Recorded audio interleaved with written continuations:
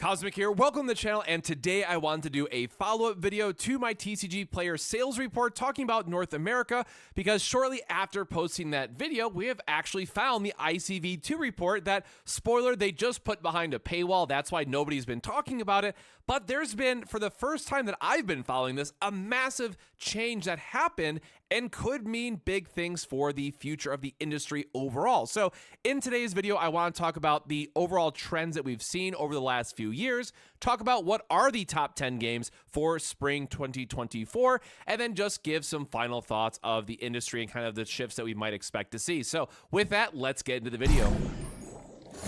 So up first, yes, we do have to talk about the industry overall with some admitted disclaimers that I have to bring up. So all of this is from ICV2, and if you are unfamiliar about this, it is a magazine and publisher that always goes out to local game stores, and the way that they collect their data is, as they're quoted in the article, from either distributors or major players in the industry that own multiple shops. So as you get access to this, and if you get a copy from your LGS or actually just pay the paywall sort of thing, right, you will find that they talk to some stores owners that have like 4 or 5 LGSs or comic book stores. There's a decent amount of distribution there. However, the part that I do have to add as kind of a disclaimer to that then is, while they report out that they have a good grasp of the market overall, they don't really go to extend their resources and say the effect of like, oh, this is 90% of the market captured or something to that degree, right? It's not the same as the Japan sales data that we've talked about previously, where they have quite literally sales numbers for each one of these. Now, as we're showing here, we do have sales number for the market overall. And the other disclaimer that I want to add here is that this is only talking about the North American market. And as we're going to see some of these shifts later, that might be explained by the fact that it's only the North American market.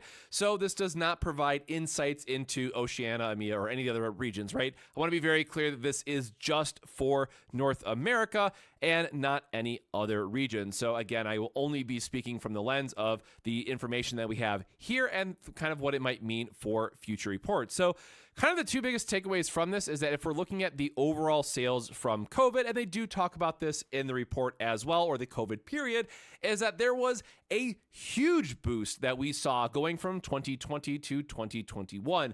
Be it the Pokemon craze, be it other things that were changing in the industry, that is a significant jump in those following years, right? So 2019, 2020, 2021, and then you'll notice it does start to level off from 2022, and a lot of people are forecasting that it will remain high for 2024, but those kind of COVID booms that we saw are not, continuing. It's more of just a flat and kind of leveled off hobby industry, which is a good sign overall that yes, it did increase, and yes, we did see the things of like scalpers affecting multiple games and what have you, but this does mean that there is a higher level of retention kind of across the industry overall, meaning that more people are getting into the space, right?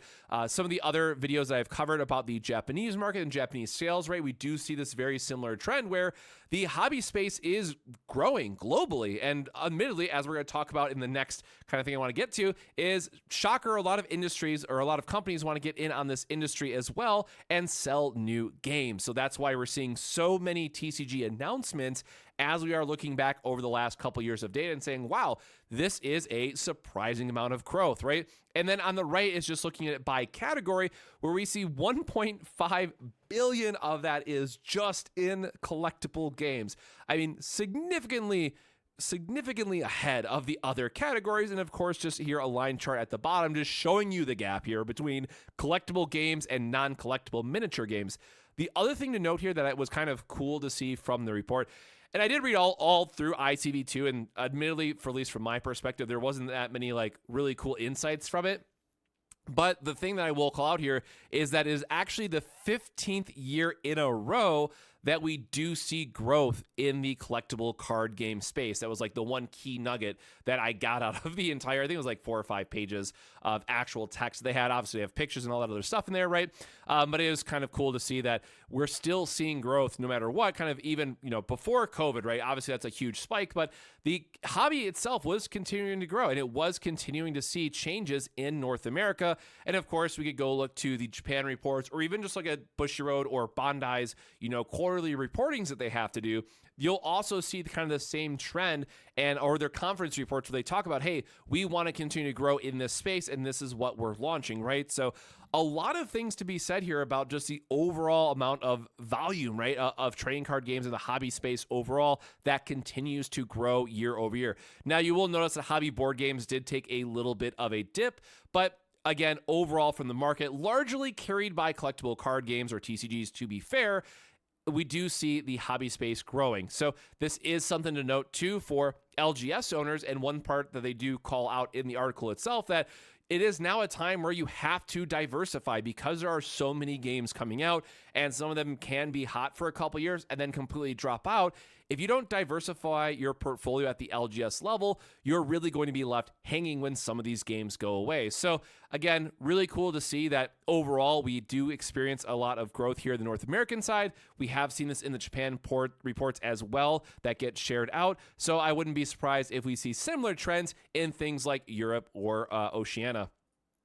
Going on from there, now I do have to call out is Bushiroad, and we talked about this in a previous video, but Bushiroad, as we just had seen, released another TCG game announcement. So for those keeping track at home, this means Dream Order, Quintessential Quintuplets, Hololive, and Godzilla are now all coming out within a 1-year time frame. That is 4 TCGs in 1 year. Insane. Of course, the disclaimer I want to add here is, at least from my understanding of it, for Hololive, they are just publishing. They're not actually doing any of the dev work. And then for the Quints game, as far as I remember, that it is also being done by somebody else. So, you know, they're only fully invested in 2 out of the 4 sort of things, if at least my previous resources were correct. So take that with a grain of salt. But this is still a lot of, you know, card games going out into the market. And the other reason why I'm bringing this up is because, yes, I've heard the rumors about Hololive coming to the West. I haven't seen any actual confirmation of this. However, with Godzilla and Intern Kun quote retweeting it out, pretty much is a giveaway that Godzilla is going to be happening in English, or at least in the West somewhere, right? So this is one that, while it is all in Japanese right now on the website, it's definitely one to watch. And admittedly, I think this is a lot of what we're going to be seeing in this space, right? We've seen how the industry continues to grow, and because we have such a saturated market of just so many different TCGs out there right now, spoiler, you need to have an IP or something that stands out to make sure that you even have a chance at launching the game and being successful, right? Ultimately, a small side note I'll add here is I wanted to get the Ultraman card game in, but because it was delayed who I was going to buy it from, because they oversold their pre-orders, then other areas don't know that it exists. So Ultraman, I still want to cover on the channel at some point. It just seems to be the hardest TCG to get a hold of this year.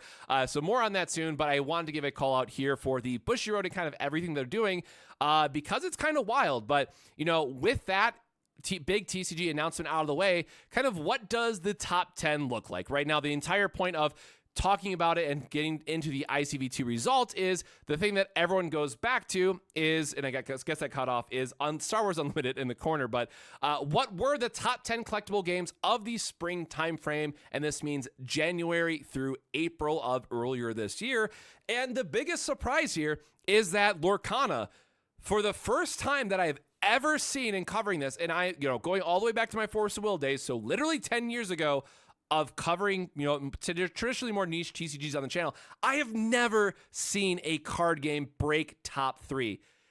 Again, the disclaimer I do technically have to add here is that this is kind of self-reported data at a distributor and key figures level. So I can't, with my full chest, say that this is 100% accurate, but if the sales numbers reflect this, and I'm going to talk about Lorcana versus One Piece shortly after this, this would be like industry-shattering news. Like, not even One Piece, by their account, by ICV2 reporting, has broken into top 3.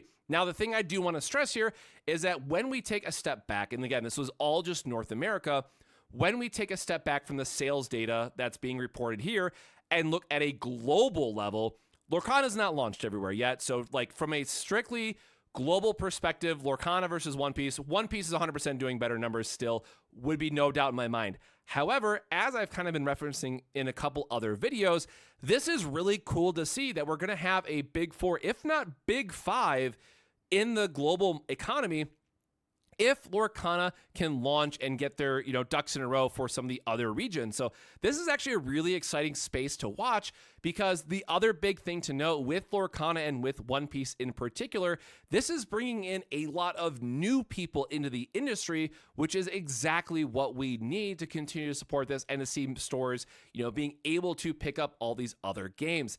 Some other notable stuff is Star Wars Unlimited at number 6. If you've watched my other video, their sales numbers, at least on TCG Player, were insane and have been very, very strong from a lot of the reporting that we've seen. Good player attendance, good sales volume. Obviously, again, this is just North America. I've heard other regions not doing as well, but something to keep in mind. Weiss at number 7, this always goes up or down based on whatever sets or IPs or titles that it got in that time frame. So same exact thing as Union Arena. This can literally be 4 or it can be 10. It just depends on what titles launched at that same time period. Flesh and Blood at 8. This is something we've seen where they're either at 4 or 5 or 8, depending on what their set release cycle is as well.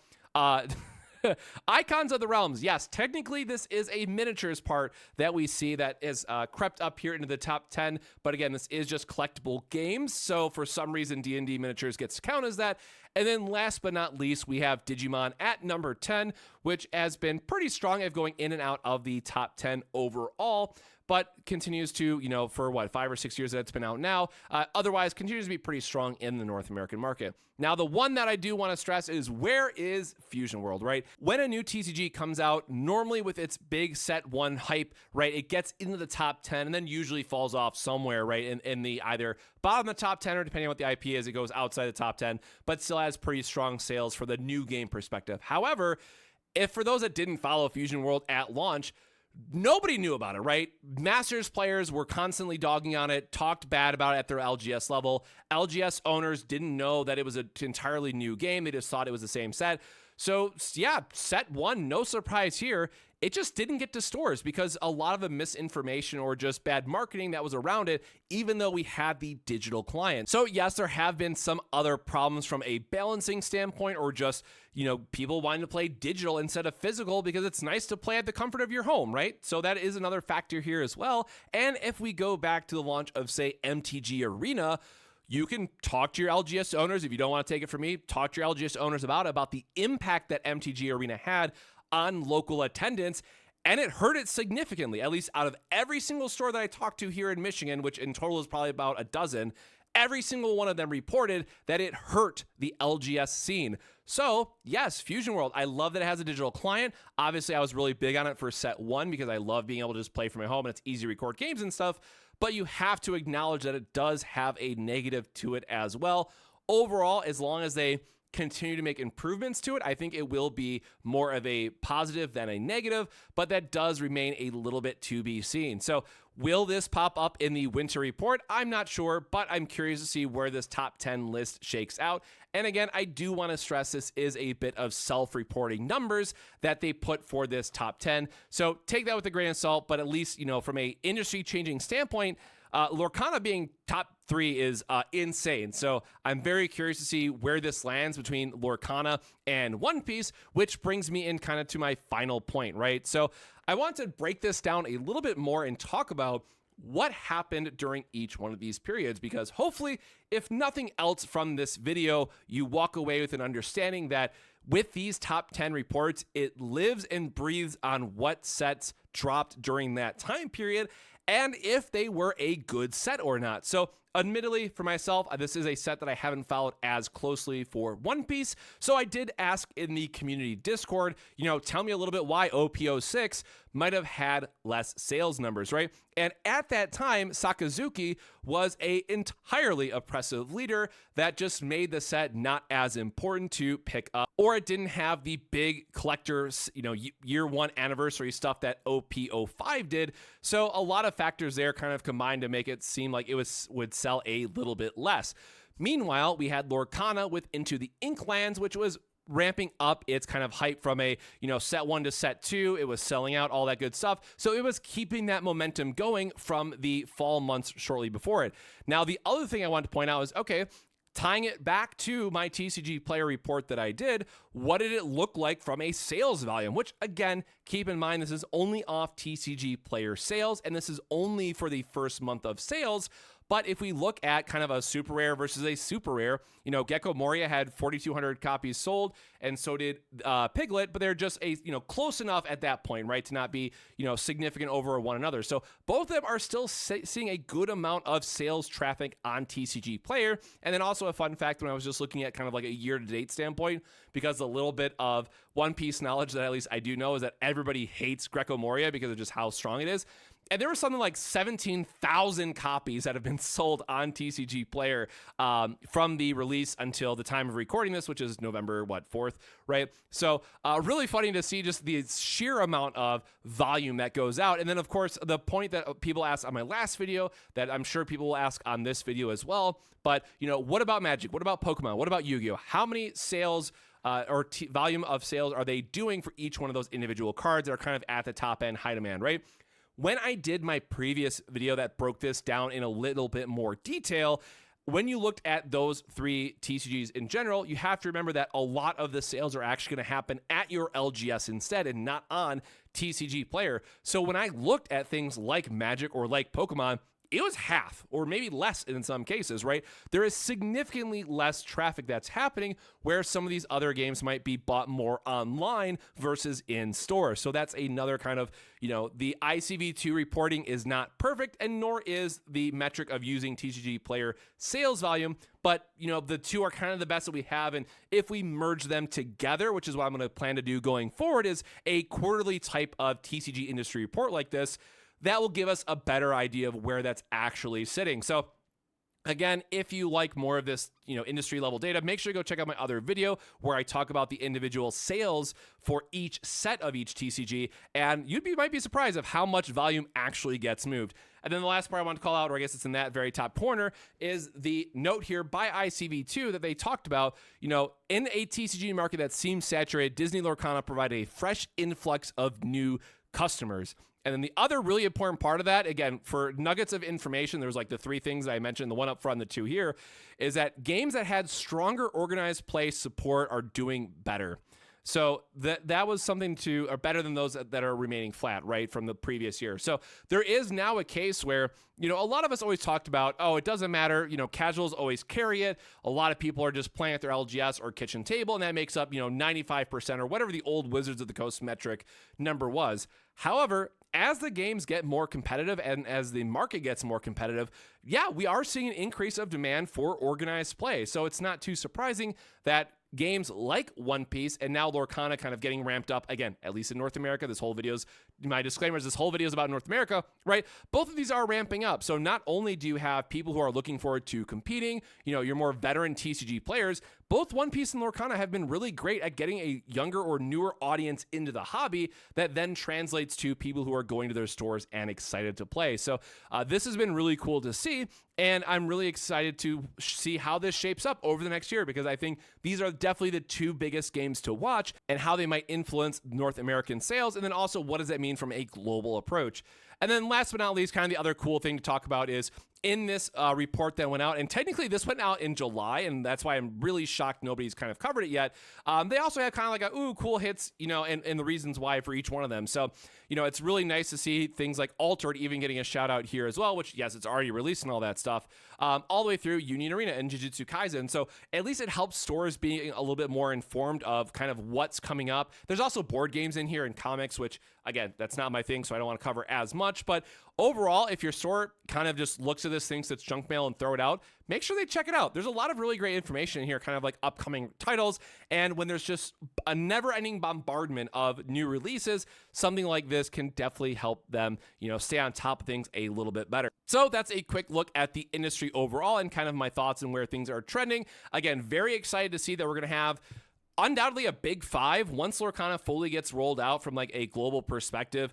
It's really a different industry that we have from even, well, I guess pre-COVID, but over the last 10 years, watching how much this has changed has been truly eye-opening. And then, of course, we have things like Ultraman, Godzilla, the Gundam card game, lots more IPs to look forward to. And the joke that I'll always continue to make, because I've heard rumors about it forever ago, is when is the Sailor Moon TCG coming back? Because apparently that got picked up by someone, so maybe a couple more years until that finally lands here in North America, or it might be a Japan exclusive. We'll have to wait and see. So with that, my friends, let me know how your favorite games have ranked, and if you like this type of content more than just the gameplay and other types of videos, make sure to subscribe if you do. But otherwise, let me know if there's any topics you want me to cover next with a more, data-focused lens that I might be able to provide. But until then, stay safe, stay hydrated, and I'll see you in the next one. Cheers.